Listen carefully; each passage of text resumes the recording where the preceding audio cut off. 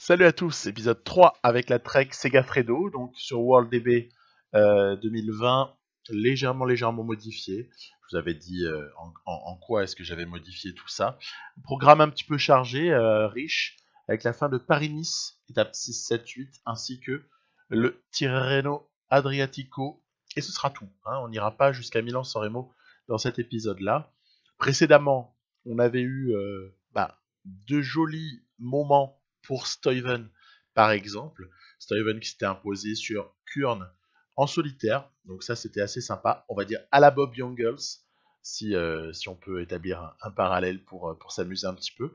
Ensuite, on avait eu aussi effectivement ce début, voilà, vous voyez ici, d'épisode précédent, c'était avec Queen Simmons, qui était allé se casser les dents sur la classique de la Drôme, mais avec quand même des petits signes encourageants, voilà, pour ce jeune coureur en lequel on peut avoir vraiment envie de croire.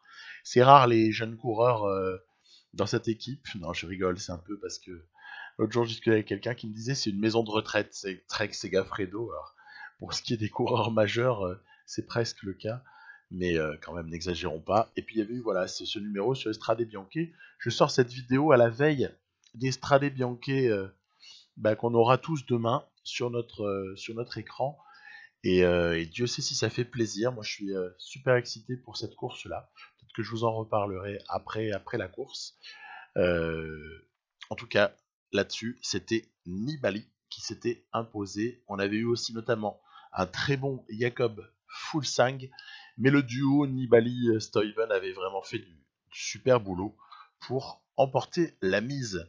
Et puis sinon, sur Paris-Nice, les étapes 1 à 5 avaient été évidemment l'objet de sprint, surtout. Hein. Donc on avait eu Moschetti qui avait pris la sienne, heureusement, sur peut-être un petit moment de manque de combativité de l'IA. En tout cas, elle s'était bien reprise ensuite, avec ici une victoire pour Arnaud Desmar devant Dylan Groenewegen, qui était en grande forme. D'ailleurs, Groenewegen va prendre sa revanche sur l'étape 3, et après, il y aura ce contre-la-montre décisif de l'étape 4, sur lequel on a tiré le -4 quand même avec Mollema. Pas grand chose à redire au final. On sait que les formes du jour sont plus aléatoires qu'elles ne l'étaient sur PCM 19 par exemple. En l'occurrence, j'ai pas vraiment à râler. Les meilleurs sont devant. En tout cas, rien n'est choquant pour moi dans les 5 premiers. Et puis, le fait de prendre un -4, tiens, Groenewegen qui double la mise à l'étape 5, le fait de prendre un -4 est très pénalisant, puisqu'on sait que les formes du jour sont excessivement importantes. Mais en même temps, Mollema n'est qu'en phase de préparation finale de ces Ardennaises, puisque ce sera mon leader sur les Ardennaises. Donc à partir de là, ouais, ça peut arriver. Ça peut arriver le jour 100. Est-ce que le garçon pourra se reprendre sur les étapes 6, 7 et 8? C'est tout ce qu'on va découvrir ici. Je peux vous annoncer en tout cas qu'on sera peut-être un petit peu moins ridicule que ce qu'on l'a été jusque-là. Voilà, donc à partir de là, c'est parti. L'étape 6, c'est une étape de mouvement sur la fin, où il y a comme ça pas mal d'opportunités pour les punchers. Après, ce qu'il faut voir, c'est ce que le jeu en fait et de la manière dont ça se traduit sur Pro Cycling Manager. On se souvient que l'étape 6 en début mars dernier avait été assez jolie. Hein. Tige Benoît l'avait emporté, mais outre sa victoire, ça avait été une jolie course sur la toute fin avec des gens qui se dévoilent, avec des gens aussi qui craquent, avec beaucoup de choses à observer sur cette étape 6 à l'époque. Bon, alors, je vais pas trop tuer le suspense, mais ça va pas être aussi excitant sur cette partie. L'étape 6 ne va pas être aussi excitante qu'elle avait pu l'être IRL. Donc c'est dommage, hein. Parfois on a envie que certaines courses soient plaisantes, livrent un scénario, je dirais, excitant, et puis c'est pas forcément toujours le cas, mais on s'en accommode. Donc, vous voyez, on est présent. J'ai protégé Mollema, bien évidemment, puisque Reggie Porte n'est pas en mesure, en plus le pauvre est un petit peu en maladie, mais Mollema me paraît être tout de même la meilleure carte, hein, malgré malgré un petit retard au général, un poil supérieur à celui de Richie Porte, mais il y a quelque chose à faire peut-être ici, en tout cas pour Bauke Mollema. Donc on va pas abandonner le néerlandais. Je crois que ce coureur peut offrir pas mal de choses. J'ai avec ces notes-là, si on a une bonne configuration et de très bons soutiens, on peut même espérer vachement bien performer sur un Tour de France, par exemple. Je l'emmènerai sur le Tour de France, Bauke Mollema. On sait que je ferai doubler Giro Tour de France à Vincenzo Nibali. Donc ça peut être sympa le petit attelage Mollema Nibali en leader, co-leader, on verra un petit peu comment se passe. Ce sera dans quelques temps, c'est pas pour tout de suite. Mais il y a des perspectives réjouissantes. Il y a des objectifs difficiles à tenir en début d'année là pour cette Trek Segafredo version World DB. Je le dis parce que ça peut parfois conditionner un petit peu la nature des objectifs. Le fait qu'il y a certaines notes pour certains coureurs qui sont différentes, par exemple, de la DB par défaut. Toujours important une partie. Suivant la database que vous prenez, vous pouvez avoir des scénarios qui ont à peu près rien à voir, ou en tout cas beaucoup de différences d'une partie à l'autre. C'est le cas en tout cas, avec de très gros objectifs en début d'année. Alors Paris-Nice n'en est pas un. Vous voyez ici, j'essaye. Il y a Charman qui a l'air très fort. Il y a Alaphilippe. Et je vais tenter le coup dans la roue en fait. J'ai peur de me faire sauter si je lance de loin. Et en vérité, regardez, il aurait fallu lancer de très loin. Parce qu'au final, eh bien, regardez, victoire de Charman devant Alaphilippe. Matthews échoue de peu derrière Bauke Mollema. Voilà, on a une arrivée un petit peu cocasse. Je dirais, c'est pour ça que je vous disais juste avant que je la trouvais pas super cette étape-là. Je trouve pas qu'elle fonctionne des masses.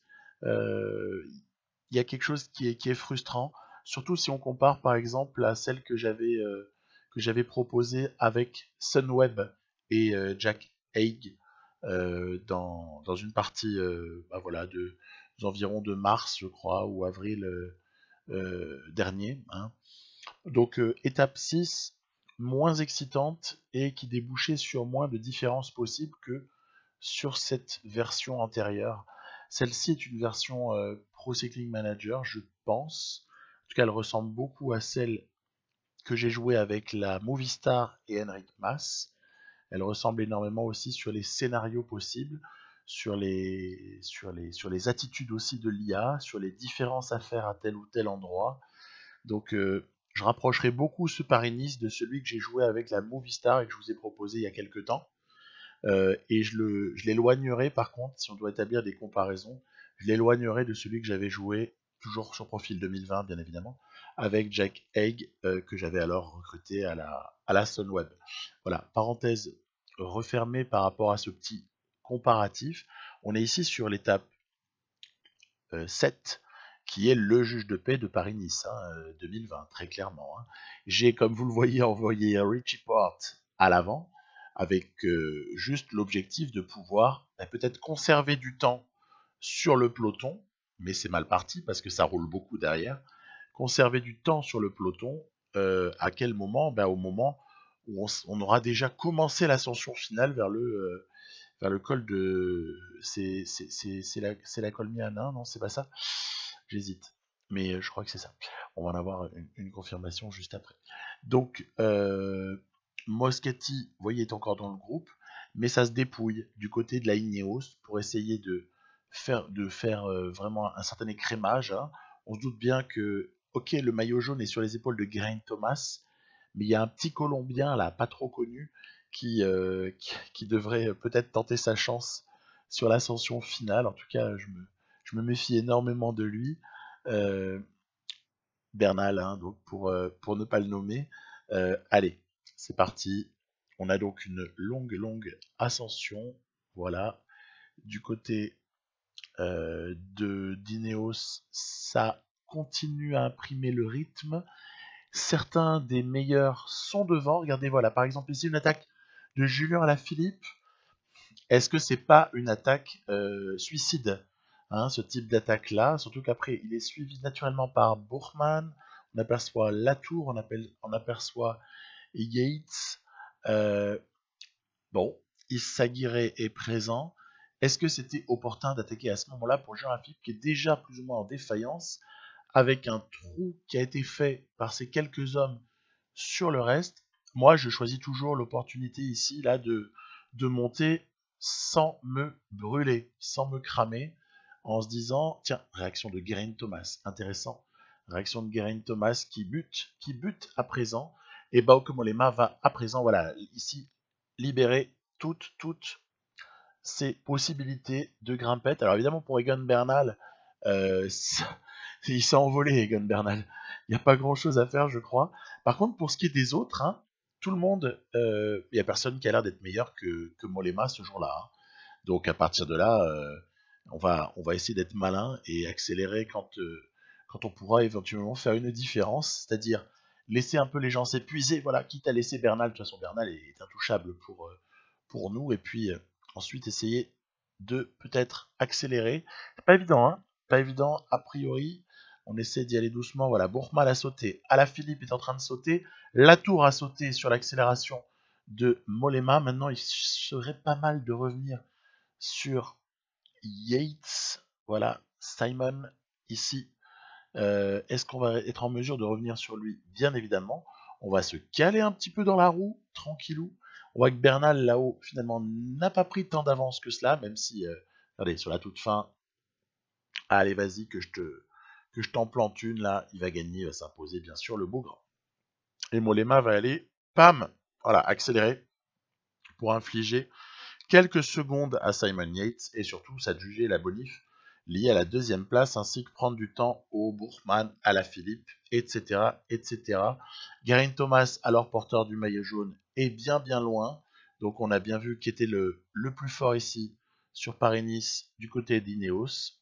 Et c'est cool parce que Mollema du coup revient à la 5e place. 5e place au général déjà. On n'avait pas d'objectif sponsor, mais c'est très conforme à ce que je pouvais espérer.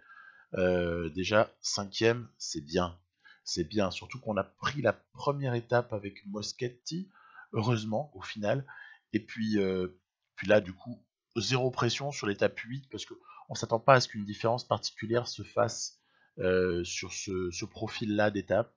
On se doute bien que les favoris auront tendance à se neutraliser.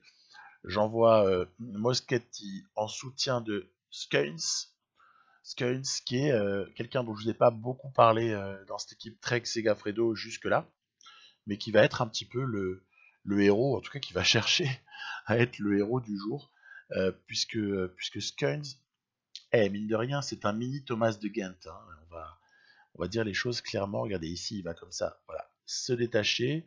Alors, c'est loin d'être fait, hein, c'est loin d'être fait, on n'a pas encore de différence définitive pour Skynes, mais il est à l'avant. L'avance sur le groupe maillot jaune, on va dire, permet éventuellement d'espérer quelque chose pour l'étape. On va voir un petit peu comment ça évolue. Est-ce que derrière ça roule trop fort? C'est ce qui arrive parfois hein, sur l'étape 8 Paris-Nice. C'est pas toujours évident à gagner en échappée. Et puis parfois on est surpris mais on se la prend. Donc à voir. Toujours est-il qu'ici, 3 hommes en tête, Skynes, Madouas et Perrichon. Donc 2 Français et Skynes qui est le mini Thomas de Ghent, le type un petit peu inépuisable.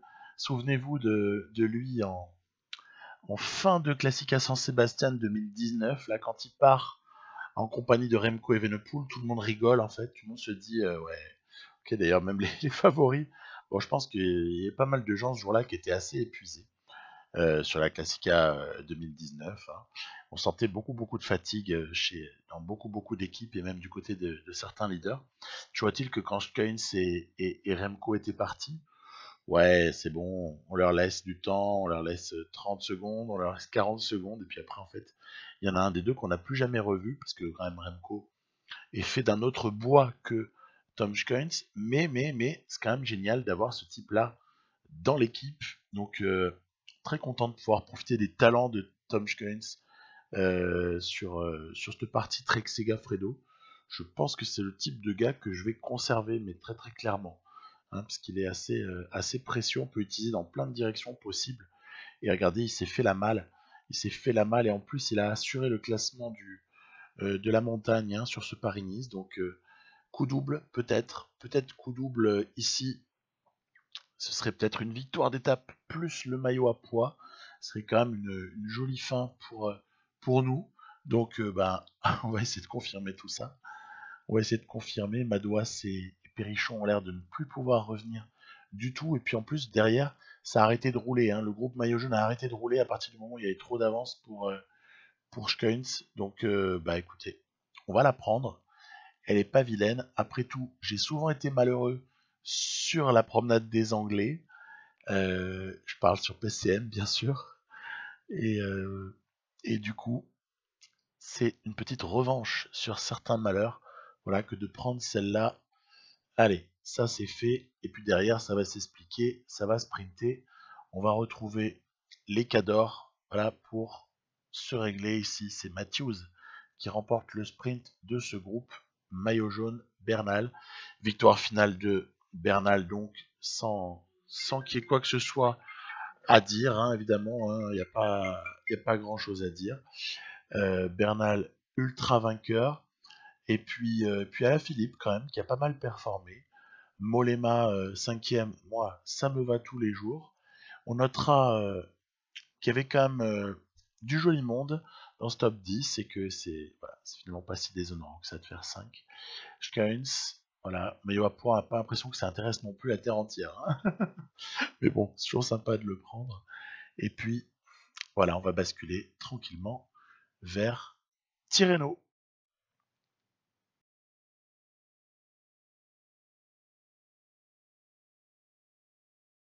Allez, on part sur Tirreno Adriatico. Alors ça par contre c'est un objectif du sponsor.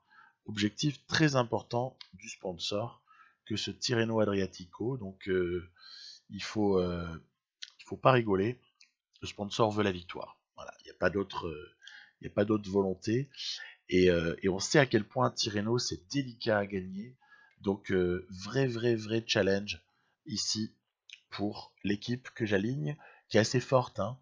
S'il fallait comparer, l'équipe alignée sur Tirreno est quand même bien plus forte que celle alignée sur Paris-Nice.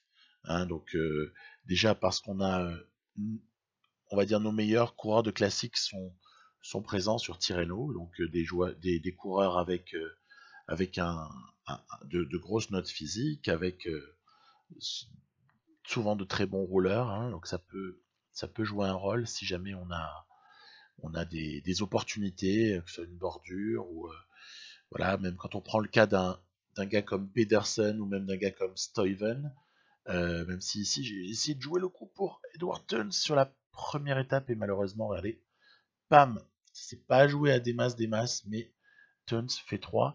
Quand on a de solides comme ça, équipiers, on peut ambitionner des choses parce que dans la plaine, ça peut faire mal et même aussi sur profil accidenté. En fait, tout dépendra au final des formes du jour parce que les formes du jour, ça vous aura pas échappé, j'en parlais en intro. Les formes du jour sont tellement importantes sur ce jeu. Et qui dit forme du jour dit est-ce que tu as bien planifié ou est-ce que au final est-ce que tu t'es donné les moyens ou pas d'avoir de bonnes formes du jour. Toujours la question en fait. Hein. Hormis la chance qui peut survenir parfois, mais sinon c'est quand même une histoire de préparation, tout ça. C'est faiblement lié au hasard, même si c'est un petit peu plus aléatoire cette année. Vous voyez, je tente de m'échapper sur l'étape 2. On a vu Pedersen qui tentait sa chance, on a vu aussi ici Stuyven qui tente la sienne, et puis, bah non, c'est barré. C'est barré, on n'a pas le droit.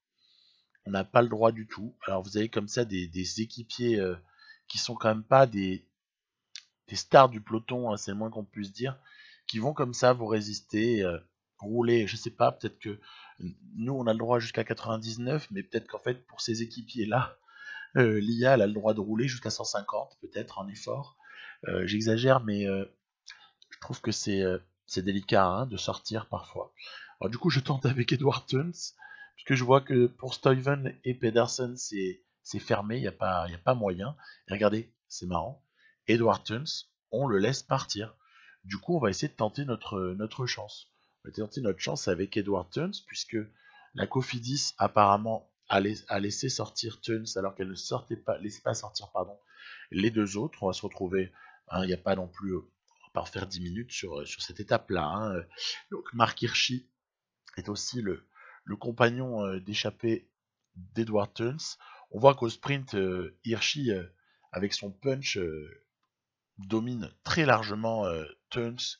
Mais de toute façon, il semblerait que ces trois hommes-là n'aillent pas forcément euh, au bout. Hein. Bagioli est intéressant aussi, hein, de la De Koning Quick-Step. Lui, il joue plus le...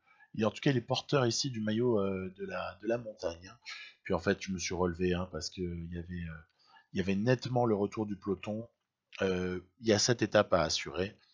Et ça sert à rien non plus peut-être de cramer Edward Tuns. Surtout que, au final, j'ai 3 sprinters. C'est pas des sprinters, hein, mais j'ai 3 mecs capables de sprinter qui sont, suivant la forme du jour, d'égale valeur, quoi, pour ainsi dire. C'est-à-dire qu'à la fois la note de sprint et la note d'accélération peuvent basculer en faveur de l'un ou de l'autre suivant la forme du jour de l'un ou de l'autre, quoi. Et du coup, j'ai joué la première pour Tuns, hein, comme je vous l'ai montré juste avant. Bah, on va jouer la deuxième peut-être pour l'ami Stuyven, voilà. Stuyven qui va ici faire un top 10, hein, donc pas d'avantage, mais en tout cas il a fait son petit top 10 avec une victoire ici pour Nizzolo et deuxième place pour Tönnissen, voilà. La petite sixième place de Stuyven, c'était pas forcément super bien emmené, mais en même temps j'ai pas l'impression qu'il y avait la victoire à prendre. C'était, allez, peut-être que dans le meilleur des cas j'aurais fait troisième quoi. Donc allez, pas grand chose à faire. Faible marge en fait avec ces coureurs-là en tout cas. Faible marge pour s'imposer sur l'étape 1 ou même sur l'étape 2. Hein. C'était pas du tout évident. On aperçoit tiens encore Bagioli qui fait partie de l'échappée lors de cette étape 3 qui elle par contre réserve un final qui peut laisser saliver. On peut se demander un petit peu si certaines choses ne peuvent pas arriver sur la fin de l'étape 3. Donc j'ai joué là encore la carte de la protection le plus longtemps possible pour tout un tas de mes plus forts coureurs, hein. Notamment voilà, Stuyven doit être protégé là-dessus, etc. Même si on joue pas le général pour lui, c'est pour Nibali. Hein. Il faut protéger Nibali, Ciccone et au minimum Stuyven sur ce genre de cas. Vous voyez ici des retours de chute. Voilà, certains gros leaders réintègrent le peloton et nous on est calé voilà avec certains. On a du mal à remonter. Hein. C'est marrant, on a toujours cette petite interrogation. Regardez Tönnissen qui a incroyable, une santé juste incroyable. Chez Jumbo Visma, il y a deux coureurs qui sont de vrais moteurs et qui sont toujours hyper actifs et qui font de vraies différences lorsqu'il s'agit de rouler, d'éliminer plein de monde et même de rattraper des échappées. C'est Van Aert et qui est pas présent hein, sur ce Tirreno puisqu'il était, on l'a vu sur Paris-Nice hein, juste avant. Van Aert d'une part et également l'ami Tönnissen. Hein, ils sont vraiment inépuisables ces deux-là. Donc on va voir un petit peu de quelle façon est-ce que Jumbo Visma va vouloir cadenasser cette course. Est-ce qu'ils vont déjà y parvenir dans le final ou est-ce que à un moment donné ça va craquer? Est-ce que d'autres équipes peuvent éventuellement essayer d'imposer leur loi à un moment donné? Toujours est-il que moi je vais essayer de sortir avec Pedersen parce que le champion du monde a des arguments à faire valoir dès lors que c'est dur, que c'est long et que la faculté notamment de résistance, outre l'endurance, rentre en compte. C'est ce que j'ai espéré. Parce que regardez, il reste encore trop d'équipiers pour pouvoir espérer aller plus loin avec Pedersen et faire une vraie diff. Donc trop d'équipiers pour rouler. Donc on va aussi maintenant demander à Ciccone de se rapprocher de l'avant. On va essayer aussi de faire remonter Vincenzo Nibali. Et on va voir un petit peu quelle peut être la fin de cette étape 3. Parce que je me demande en fait si c'est pour un puncher, si c'est pour un costaud ou si c'est carrément pour un sprinter relativement pur. Donc à voir le truc. On va quand même tenter notre chance. On est un peu bloqué ici, c'est un peu regrettable, mais c'est pas grave. Voilà, on va trouver un autre chemin.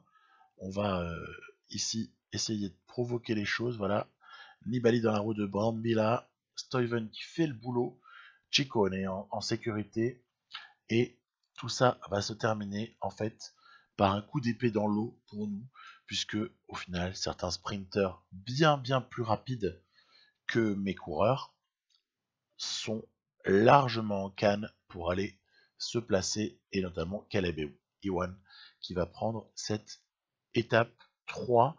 Donc quelle frustration quelque part, quelle frustration d'avoir essayé tant de choses, d'avoir essayé de construire un truc, et puis bon, c'est vrai, pas avec de grosses formes du jour, hein, mais et puis au final de rien obtenir quoi de cette étape 3, hein, donc ok, on le saura, c'est pas grave, ça fait partie du jeu, ça en fait partie. Donc encore une fois, Tirreno très difficile, pourquoi?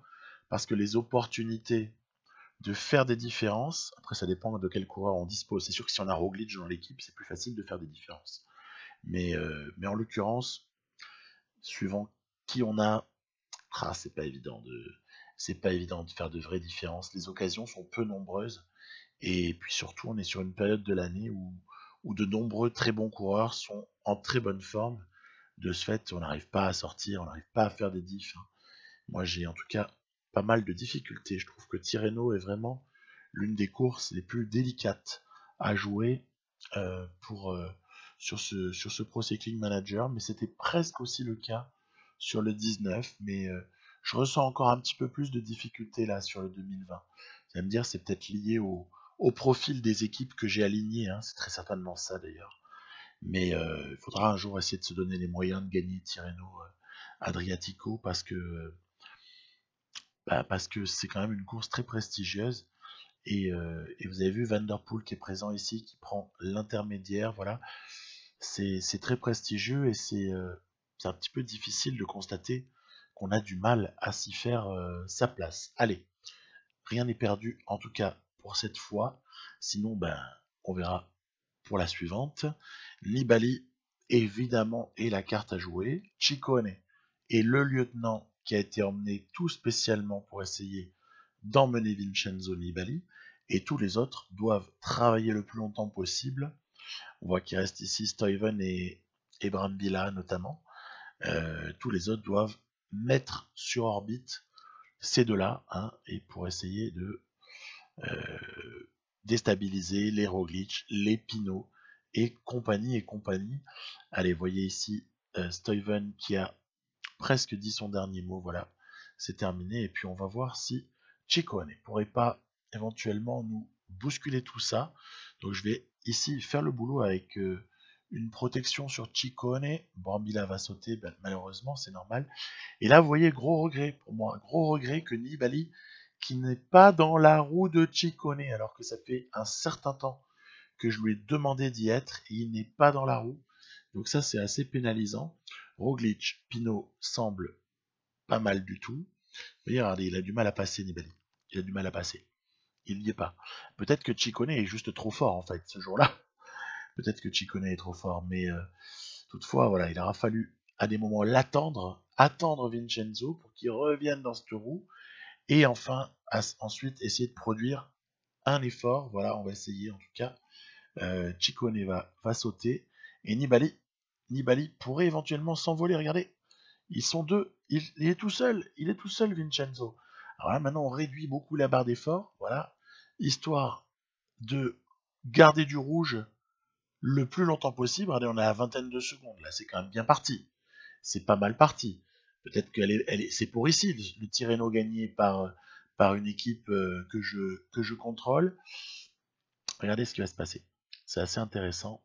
Donc on avait une grosse avance, et d'un coup, il y a des types qui se mettent à retrouver une forme du tonnerre. Donc ils étaient en défaillance, hein.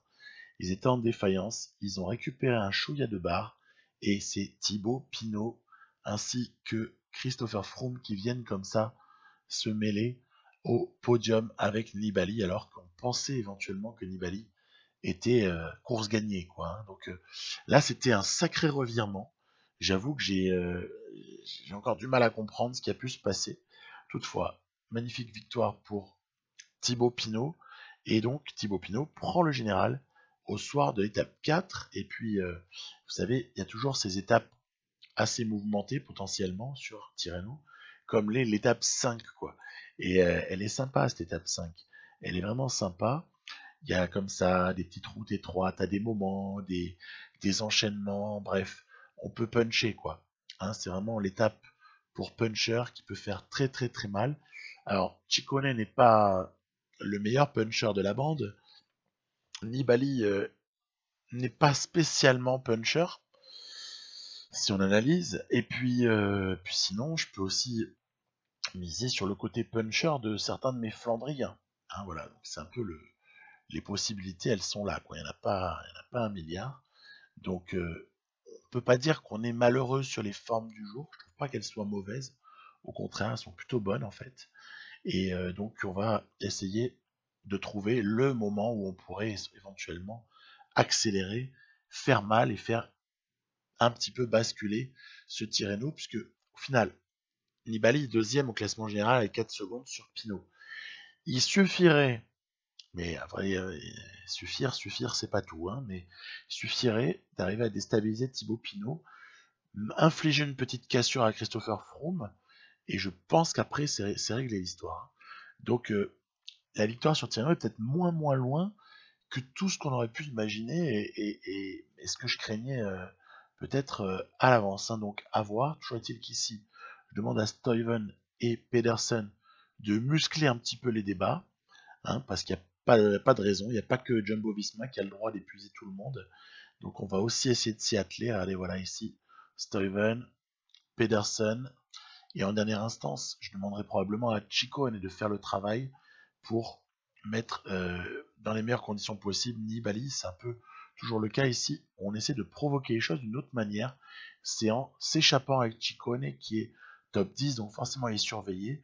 Et voir un petit peu comment ça réagit, parce que ça peut rouler derrière très très fort. Et indirectement, ça peut nous éliminer des équipiers en fait. Éliminer les équipiers, pardon, des autres leaders, hein, je veux dire. Donc, autant si Thibaut Pinot n'est pas seul, il peut résister. Autant s'il est seul, il y a un moment donné où c'est comme Lopez, hein, il va lâcher. Lopez par rapport à d'autres courses que je vous ai déjà présentées. Hein. Donc, toujours essayer d'isoler, mais c'est dur en fait, c'est très très dur. Je trouve que beaucoup de monde résiste très très bien. Regardez-moi le comportement de Gaudu. Gaudu est somptueux, quoi. Il y a, il y a rien à dire. Gaudu, il fait le travail, mais de ouf. Par rapport à Thibaut Pinot, alors on a beau avoir réduit le groupe par un travail incessant. Allez, ici, petite réduction de la route, peut-être quelque chose à faire si quelqu'un est bloqué à l'arrière, on va voir en tout cas. Ciccone avec Nibali dans la roue, un très très gros Ciccone en plus avec une grosse forme du jour et tout. Hein. Et ben non, non, non, regardez, Gaudu, Pinot sont là, il n'y a rien à faire. On n'arrive pas à s'en débarrasser, même si il y a une petite cassure ici avec Froome et d'ailleurs aussi Tom Dumoulin. Il y a du monde, hein. Regardez, l'équipe alignée par Jumbo Visma, elle est assez somptueuse. Ils ont quand même refait le coup de mettre Dumoulin et Roglic sur la même course, quoi. Hein. Et d'ailleurs, je me demande s'il n'y avait pas Crosswake également. Donc, bref, j'ai joué il y a quelques temps, c'est pour ça que je n'ai pas tout en tête. Par contre, du côté d'Ineos, c'est plus modeste, puisque Geraint Thomas et Egan Bernal étaient sur Paris-Nice, avec Carapace également. Et du coup, on se retrouve avec finalement Froome qui est. Bah, il a l'inénarrable Kwiatkowski, donc c'est comme s'il avait 8 équipiers au lieu d'en avoir 6, quoi. Mais n'empêche que, regardez, sur cette toute fin, Froome est bien là, donc très très gros Chris Froome, et énorme Thibaut Pinot. Higuita d'ailleurs vient jouer aussi sa partition. Pinot, Froome sont sur le podium de cette étape, et c'est comme à l'étape 3, j'ai travaillé pour rien. Voilà, j'ai tout fait ce que j'ai fait pour rien, nada, puisque on n'a rien gagné. Au contraire, on a même perdu un petit peu, puisqu'il y en a qui prennent des bonifs et pas nous. Donc très très très dur mentalement d'aborder cette étape 6 maintenant de Tirreno, sur laquelle on se doute à la 6, c'est pour un sprinter ou pour une échappée. Et puis la 7 après, c'est ce fameux prologue qui est tellement ingrat et tellement délicat à gagner. Donc pas évident, pas évident. Je vais essayer par contre sur l'étape 6, parce qu'on est chou blanc, hein, mine de rien, hein, sur ce Tirreno. Non seulement on est en train de se faire avoir pour le classement général, mais en plus on n'a pas gagné à moindre étape. Du coup, je vais voir s'il n'y a pas moyen peut-être de s'échapper avec Stuyven. Alors on va essayer, on va réessayer, on va réessayer. Et la bonne, elle sera là, avec Dries de Bont, avec Bagioli, je crois encore une fois, qui est impliqué vraiment dans beaucoup d'échappées. Bagioli qui rentrera voilà, un petit peu plus tard. Il y a d'autres qui essaient de partir, mais ça verrouille. Ça verrouille du côté de la Groupama FDJ. Et c'est ainsi comme ça que 3 hommes vont se faire une énorme échappée en se construisant une avance considérable. Regardez, voilà. On retrouve les 3 hommes un petit peu plus tard. Pas besoin de jouer le sprint, il n'y a aucun intérêt à le faire.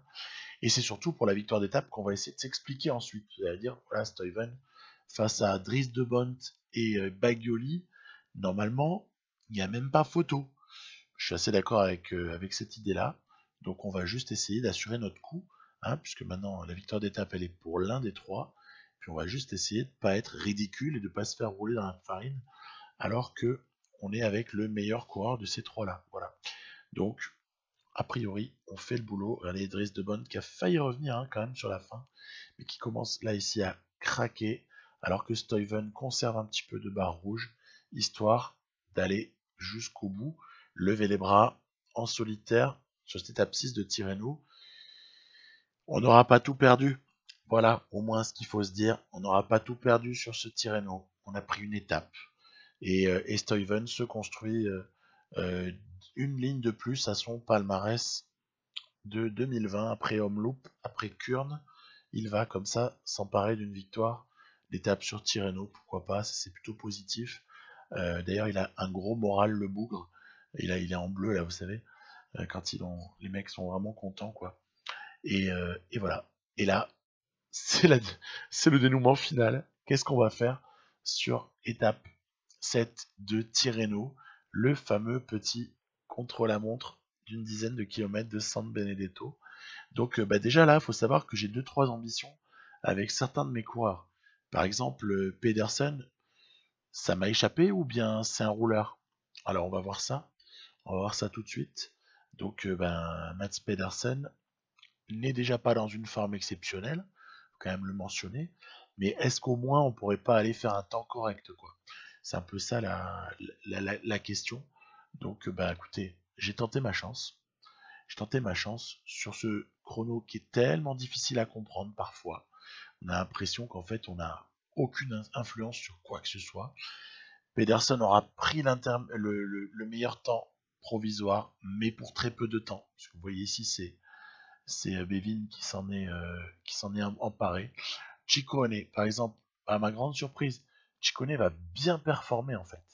Il va faire un bon chrono pour dire qu'il n'est pas du tout spécialiste, donc il avait une bonne forme du jour. Et Vincenzo Nibali s'élance. Allez, suspense. Il n'y a finalement pas grand chose à reprendre. Pogacar est 4ème, donc déjà, on va voir à l'intermédiaire, il a quelques secondes d'avance Pogacar sur Nibali.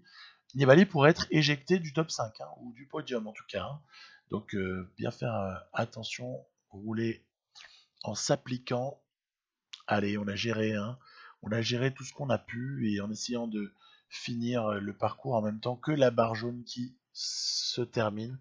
Donc j'ai vraiment essayé de faire mon max. Et Roglic fait un super temps, mais il est hors délai.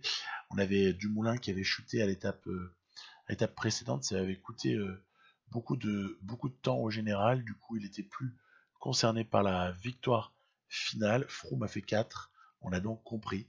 Christopher Froome, vainqueur de Tirreno Adriatico. Froome, Nibali, Pinot avec Pogacar, Roglic pour compléter le top 5. C'est, ma foi, un fort joli casting, mais surtout, on n'a pas gagné. Voilà. Donc ça laisse toujours ce Tirreno en suspens. Est-ce qu'un jour j'arriverai à vous proposer un Tirreno remporté? On verra bien. En tout cas, le sponsor n'a pas eu exactement ce qu'il souhaitait. Et on a aussi de jolis objectifs à suivre, hein. Ils vont être délicats ceux-là, hein. Ça va pas être facile du tout. Voilà, donc voilà pour ces petites aventures du mois de mars, course par étapes. On aura plus de classiques par la suite, et je vous dis à bientôt pour un épisode 4. Bye bye.